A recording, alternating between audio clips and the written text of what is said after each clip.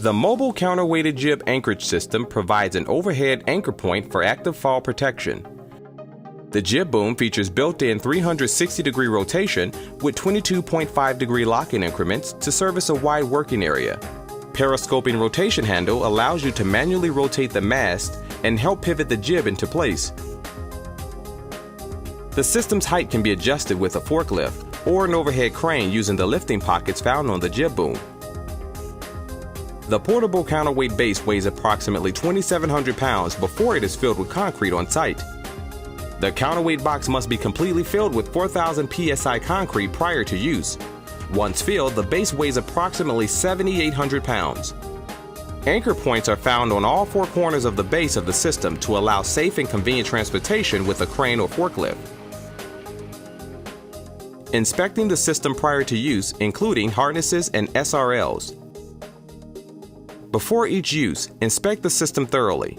Keep an eye open for any damaged parts. Look for cracks, dents, or deformities. Check all components and hardware to be sure they are secure and functioning properly. Ensure there are not any missing or broken parts. Look for signs of corrosion. Inspect the labels to make sure they are present and legible. If they are damaged or missing, contact Capital Safety to order new ones.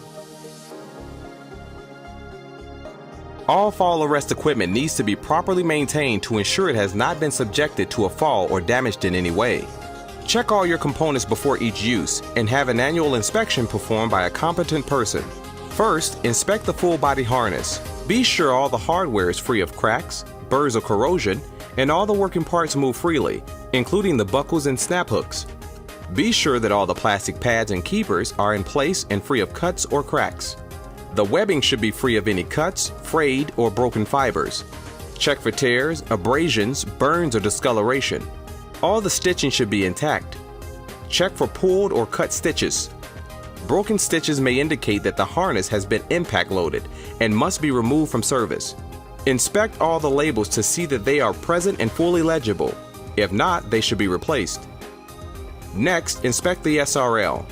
The SRL housing must not have loose fasteners or bent, cracked, distorted, worn, or damaged parts. Pull out the lifeline several feet and allow it to retract back into the housing. Do not use the unit if the lifeline does not retract. Look for broken wires, kinks, frays, or worn areas.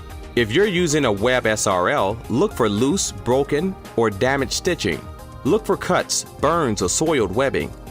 Do not use the unit if the inspection reveals any of these flaws. Test the braking mechanism by grasping the lifeline above the snap hook load indicator, giving it several sharp pulls downward. This will engage the locking brake. A reliable SRL will not slip when the brake is engaged. Once the lifeline tension is released, the brake will disengage and the lifeline will retract back into the SRL housing. Do not use the SRL if the brakes do not engage.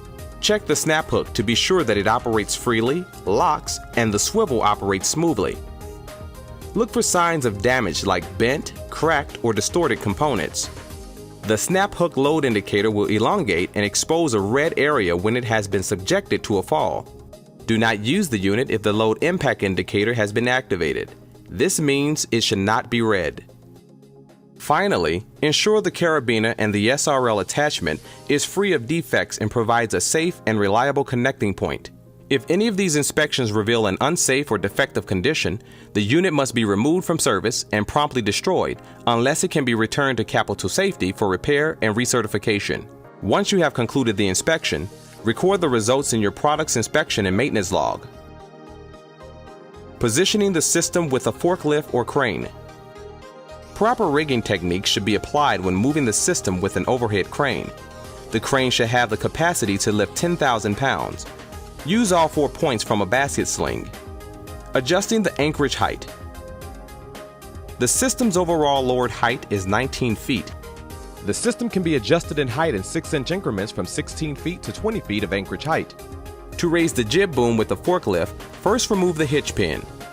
Carefully place one fork inside the lifting pocket and gently begin raising the system. Place the hitch pin back into the adjustment hole when the appropriate height is reached. Defining the safe working area. This system is equipped with anchor points to increase the available working radius. It is recommended that the worker maintains a 6-foot or 30-degree maximum working radius from the active anchor point. If multiple anchor points are supplied, the user must maintain 100% tie-off when switching between anchor points. Failure to keep within the safe working radius could result in a potentially dangerous swing fall hazard. A swing fall occurs when the anchorage point is not directly above the point where a fall occurs. The resulting fall causes the worker to swing like a pendulum, causing him to strike an object or machinery in his path. This type of fall can be potentially fatal.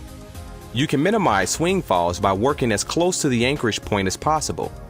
You can further minimize the risk by using a self-retracting lifeline or other variable length connecting subsystem that prevents workers from stepping out of the safe working area and reaching the edge of the working platform. Using the trolley and SRL. All users must read and understand the warning label prior to using the system. The system is rated for one user along any length of the rail at any given time. Do not exceed the maximum number of users rating. As part of a fall protection work plan, considerations should be made for rescue in the event a worker does actually fall and is left suspended. As per the OSHA standard 1926.502 D20, the employer shall provide a prompt rescue of employees.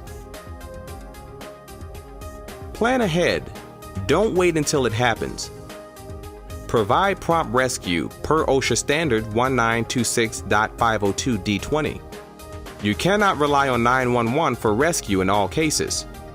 Suspension trauma straps and similar devices can help allow the victim to be capable of being safe while waiting for rescue. Self-rescue is the best. Plan ahead, using restraints or self-rescue type products if possible, like RSQ. Make it simple. Use ladders, man lifts, or other available equipment to rescue victim. RPD or Rogless R350 or R500 type units are effective in rescue operations. Pick-off type rescues should be the last resort, difficult to perform and time-consuming, and it puts the victim in rescue at harm.